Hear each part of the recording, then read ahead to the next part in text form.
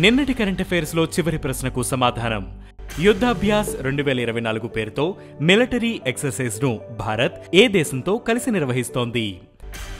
అమెరికాతో కలిసి భారత్ యుద్ధాభ్యాస్ 2024 పేరుతో మిలిటరీ ఎక్సర్సైజ్ ను నిర్వహిస్తోంది.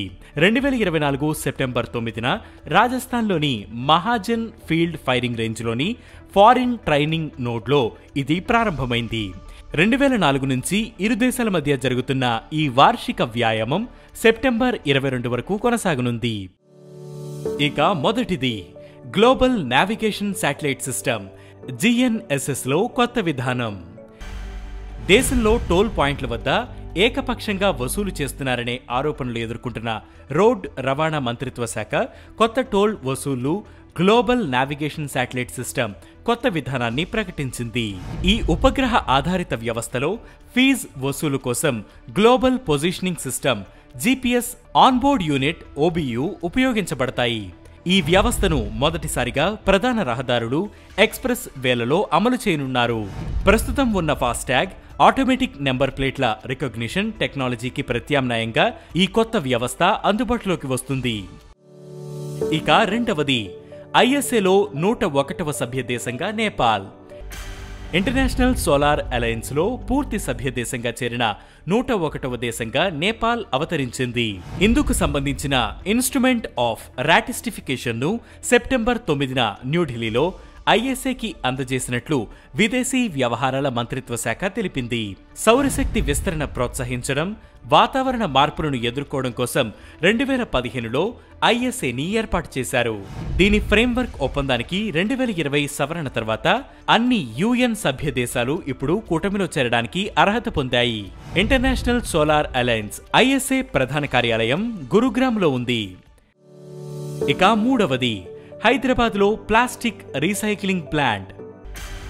Marico limited chairman Harsh Mariwala కుటుంబానికి చెందిన షార్ప్ వెంచర్స్ భాగస్వామ్యంతో హైదరాబాద్ రాయ్పూర్లో ప్లాస్టిక్ రీసైక్లింగ్ ప్లాంట్ ను ఏర్పాటు చేస్తున్నట్లు రీసస్టైనబిలిటీ సంస్థ తెలిపింది.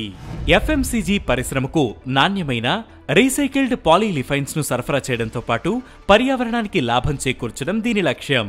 ఈ రెండు ప్లాంట్లు ఏటా 32,000 టన్నుల ప్లాస్టిక్ వేస్ట్ ను ప్రాసెస్ చేసే సామర్థ్యం కలిగి ఉంటాయి. ఈ ప్రక్రియ ద్వారా ఏటా 9,000 టన్నుల నాణ్యమైన రీసైకిల్డ్ పాలిమర్స్ ఉత్పత్తి అవుతాయి. వచ్చే ఆర్థిక సంవత్సరం ఆరంభంలో ఈ ప్లాంట్ వాణిజ్యపరంగా అందుబాటులోకి రానుంది. ఇక నాలుగవది భూమి వైపు దూసుకువస్తున్న ఆస్ట్రాయిడ్. అపోఫిస్ అనే ఆస్ట్రాయిడ్ ఏప్రిల్ 13, 2029న భూమికి అత్యంత సమీపం నుంచి ప్రయాణించనుందని ఖగోళ శాస్త్రవేత్తలు అంచనా వేస్తున్నారు. భయోత్పాతాలు సృష్టిస్తాడని ఈజిప్ట్ ప్రజలు భావించే అపోఫిస్ అనే దేవుడి పేరును ఈ ఆస్ట్రాయిడ్ కు పెట్టారు.